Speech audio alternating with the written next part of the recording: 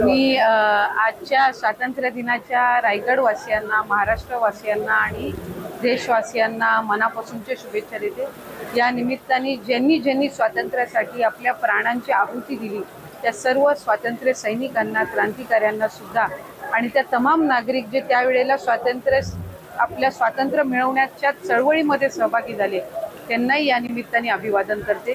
आणि खऱ्या अर्थानं आपला महाराष्ट्र, आपला देश हा विकसित करण्याच्या दृष्टिकोनातून पुढच्या कालावधीमध्ये जे काम आदरणीय पंतप्रधान नरेंद्र मोदी साहेब यांच्या नेतृत्वाखाली होणार आहे त्याच्यामध्ये रायगड जिल्ह्याचा, महाराष्ट्राचा सुद्धा सहभाग हा विकसित भारत तयार करत असताना विकसित महाराष्ट्र हा तितकाच अग्रेसर राहील अशी या निमित्ताने सदिच्छा व्यक्त करते। अर्ज आहेत, प्रत्येक जिल्ह्यातला जो काही आम्हाला डेटा मिळालेला आहे तो आम्ही जिल्हाधिकाऱ्यांच्या माध्यमातून सुपूर्द केलेला आहे।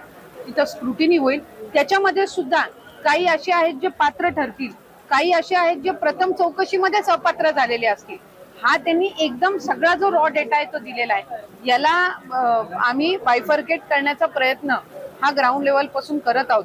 त्याच्यामुळे बऱ्याचशा याच्यामध्ये सुद्धा असतील जे कदाचित पात्र असतील, पण ते डेटामध्ये त्यांनी आम्हाला दिलेलं आहे, त्याच्यामुळे क्रॉस व्हेरिफिकेशन करणं गरजेचं आहे। काही आहेत जे अपात्र असतील आणि काही आहेत जे कदाचित पहिल्या स्क्रुटिनीमध्ये बाद झालेले असतील। त्यामुळे कॅटेगरी वाईज काही असे असतील की ज्यांचं अकाउंट नसेल त्यावेळेला म्हणून त्यांनी त्यांच्या म्हणजे घरातल्या पुरुषाचं अकाउंट दिलेलं असावं, पण ती लाभार्थी कदाचित पात्र असेल। त्याच्यामुळे अशा पद्धतीच्या ज्या कॅटेगरीज आहे यानुसार स्क्रुटिनी होईल आणि मग त्याच्या बाबतीतला जो योग्य तो निर्णय आहे तो होईल। मला आपल्या माध्यमातून पुन्हा एकदा सांगायचं आहे की पात्र लाभार्थ्यांना वगळण्यात येणार नाही, त्यांच्यावर कुठल्याही पद्धतीचा अन्याय होणार नाही। साधारणपणे ज्या वेळेला लाडकी बहीण योजना गेल्या वर्षी सुरू झाली, खरं तर आज त्याच्या अंमलबजावणीला 1 वर्ष पूर्ण होत आहे। म्हणजे आम्ही गेल्या वर्षी 15 ऑगस्टच्या वेळेला आम्ही डीबीटीची प्रोसेस सुरू केली होती आणि 17 ऑगस्टला रक्षाबंधनच्या पूर्वसंध्येला पहिला लाभ हा वितरित झाला होता। त्याच्यामुळे साधारणपणे या योजनेमध्ये संपूर्ण रजिस्ट्रेशन 2,63,00,000 झालं होतं। त्यावेळेला प्राथमिक स्क्रुटिनीमध्ये साधारणपणे 10 ते 15 लाख ज्यांनी अर्ज केला होता ते त्याच्यामध्ये अपात्र ठरले आणि मग आम्ही प्रत्येक विभागाकडनं माहिती मागवत होतो, त्यांच्या ज्या योजना आहेत त्यांच्याकडचा जो डेटा आहे त्या संबंधित। जानेवारी महिन्यामध्ये आम्हाला नमो शेतकरी योजनेचा डेटा मिळाला, ज्याच्यामध्ये नमो शेतकरीचा लाभ घेणाऱ्या ज्या महिला होत्या त्यांना त्याच्यामध्ये 1000 रुपये नमो शेतकरी मधनं मिळत होते, म्हणून 500 रुपये आपल्याला लाडकी बहीण मधनं देणं होतं। तर त्या पद्धतीचं आपण इम्प्लिमेंटेशन केलं। त्याच्यानंतर मधल्या कालावधीमध्ये आम्हाला माहिती व तंत्रज्ञान विभागाने जी माहिती दिली त्याच्यामध्ये त्या विभागाकडे सगळ्या विभागांचा जो डेटा होता 26 लाखाचा तो त्यांनी आम्हाला दिला। आम्ही त्याच्यावर स्क्रुटिनी करत आहोत, ज्याचा उल्लेख आपण आता केला की अंगणवाडी सेविका, मदतनीस आणि तिथले जे आमचे स्थानिक अधिकारी आहेत विभागाचे ते ग्राउंड लेवलची स्क्रुटिनी करतील। माझे आपल्या माध्यमातून सगळ्यांना आव्हान आहे की ही जी योजना आहे ती आपण ज्या गरजू महिला आहेत त्यांच्यासाठी आपण त्या ठिकाणी दिलेली आहे।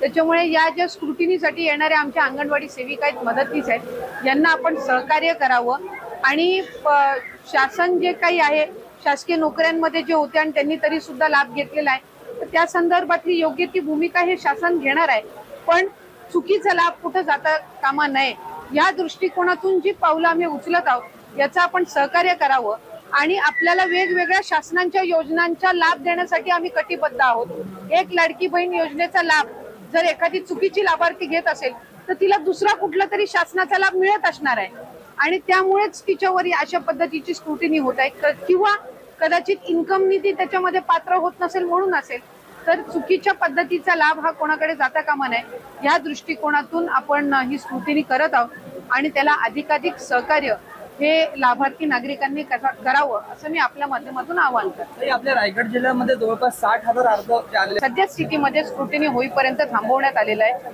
स्क्रुटिनी झाल्यानंतर ज्या पात्र असतील त्यांच्या खात्यामध्ये हा लाभ वितरित करण्यात येईल। मला आजच्या दिनी आपल्याला आवर्जून सांगायचंय की आपल्या रायगड जिल्ह्याचा जो पोलीस विभाग आहे यांनी गेल्या 3-4 वर्षापासूनचा जर त्यांचा आपण परफॉर्मन्स बघितलं तर राज्यामध्ये प्रथम 3 क्रमांकांमध्ये आपला रायगडचा पोलीस विभाग हा सातत्याने येत आहे। 150 दिवसांच्या या आपल्या कृती आराखड्यामध्ये सुद्धा आज न्याय सारथी चॅट बोटचं हे आपण आज लोकार्पण केलेलं आहे आणि याच्यातून प्रशासनाचं कामकाज आणखीन चांगल्या पद्धतीनं होणार आहे आणि नागरिकांच्या ज्या पोलीस विभागाकडच्या ज्या समस्या असतात या त्या निमित्ताने सोडवल्या जाणार आहेत. त्यांनी आर्टिफिशियल इंटेलिजन्सचा म्हणजे AIचा वापर हा चॅटबॉटची निर्मिती करत असताना केलेला आहे. म्हणजे एखादा नागरिक हा त्यांना या चॅटबॉटच्या माध्यमातून सुद्धा तक्रार ही मांडू शकतो. या व्यतिरिक्त त्यांनी डिजी लॉकर वर रायगड पोलिसांचं ओळखपत्र हा एक नवीन उपक्रम त्यांनी हाती घेतलेला आणि हा करणारा रायगड पोलीस विभाग हा पहिला आणि एकमेव विभाग आहे. या डिजी लॉकर वर त्यांची सगळी जी इन्फॉर्मेशन आहे म्हणजे आता त्यांना कागदोपत्री त्यांचं ID कार्ड नेण्याची गरज लागणार नाहीये. ह्या डिजी लॉकर वर त्यांचं ID कार्ड हे एकदा लॉग इन केल्यानंतर ते रजिस्टर्ड राहणार आणि मग कुठेही कागदपत्र फार ID साठी वापरण्याची त्यांना गरज लागणार नाहीये. त्यामुळे या 2 सुविधांचं आज स्वातंत्र्य दिनाच्या निमित्ताने लोकार्पण करण्यात आलेलं आहे आणि या व्यतिरिक्त ज्या ज्या रेस्क्यू टीम्स आहेत तालुकास्तरीय त्यांचा सन्मान करण्यात आलेला आहे. पहिल्यांदाच प्रशासनाच्या वतीने जिल्हाधिकारी त्याचबरोबर पोलीस अधीक्षक जिल्हा परिषद असेल आणि जे जिल्हा प्रशासन आहे यांच्या वतीने पहिल्यांदाच रेस्क्यू टीमचं तालुकास्तरीय आपण आज त्यांना सन्मानित केलेला आहे. म्हणजे प्रत्येक तालुक्यामध्ये ज्या रेस्क्यू टीम्स आहेत त्यांना आपण सन्मानित करण्याचा हा पहिला आपला स्वातंत्र्य दिनाचा उपक्रम आहे. इतर वेळेला आपण ते जिल्हास्तरीय घेत असतो, या वेळेला आपण ते तालुकास्तरीय आपण त्यांना आमंत्रित केलं आणि त्यांचे आपण आभारी त्या निमित्ताने मानलेले आहेत. आरोग्य, वन, पोलीस आणि इतर विभागामध्ये सुद्धा ज्यांनी उल्लेखनीय कामगिरी केलेली आहे 100 आणि 150 दिवसाच्या कामकाजामध्ये सुद्धा जे उल्लेखनीय कामगिरी करतायत त्यांचाही या निमित्ताने आपण सन्मान केलेला आहे. मी सर्व पत्रकार बंधूंचे सुद्धा या निमित्ताने लाडक्या बहिणींसाठी अतिशय आनंदाची बातमी आहे. बघा, या क्षणाची सर्वात मोठी बातमी येत आहे ती म्हणजे लाडक्या बहिणींना आता लवकरच त्यांच्या खात्यामध्ये आपल्याला ऑगस्टचा हप्ता मिळणार आहे. परंतु ऑगस्टच्या हप्त्यासंदर्भात संपूर्ण माहिती जी आहे आपल्याला ते आता स्वतः अदिती तटकरे मॅडम यांनी स्वतः दिलेली आहेत. कोणत्या लाडक्या बहिणींना किती रुपये मिळणार, कोणती लाडकी बहिणी पात्र आणि अपात्र असणार याची माहितीसुद्धा त्यांनी एकदम मस्त आणि स्वस्त आणि म्हणजे सिंपल भाषेमध्ये सांगितलेली आहे. त्यामुळं अर्ज पडताळणीला ज्यावेळेस तुमच्या घरी कुठलीही लाडकी बहिणीसाठी अंगणवाडी येत किंवा मदतनीस येतील त्यांना सहकार्य करावं असं त्यांनी सुद्धा याच्यामध्ये सांगितलेलं आहे. तर मी सुद्धा ते सांगतोय, तुमच्याकडे 3 ते 4 कागदपत्र असणं खूप आवश्यक आहे. बघा, अंगणवाडी सेविकांना आणि मदतनीसांना हे 4 कागदपत्र जर तुम्ही दाखवला तर 100% तुमच्यासुद्धा खात्यात ऑगस्ट महिन्याचा जो हप्ता आहे तो तुमच्या बँकेमध्ये जमा होणारच आहे. जमा 100% त्यांना करावाच लागणार आहे. त्यामुळं ते जे सांगतात ते डॉक्युमेंट कुठले तर मी तुम्हाला ते सांगतोय. आधार कार्ड, पॅन कार्ड, तुमचं रेशन कार्ड, उत्पन्नाचा दाखला, शाळा सोडल्याचा दाखला हे 4-5 डॉक्युमेंट तयार ठेवा. हा व्हिडिओ जास्तीत जास्त आपल्या लाडक्या बहिणींना शेअर करा, कारण त्यांच्यापर्यंत ही माहिती पोहोचणं खूप गरजेचं आहे. आणि व्हिडिओला लाईक करा, चॅनलला सबस्क्राईब करा. भेटूया पुढच्या व्हिडिओमध्ये. तोपर्यंत मित्रांनो, जय महाराष्ट्र.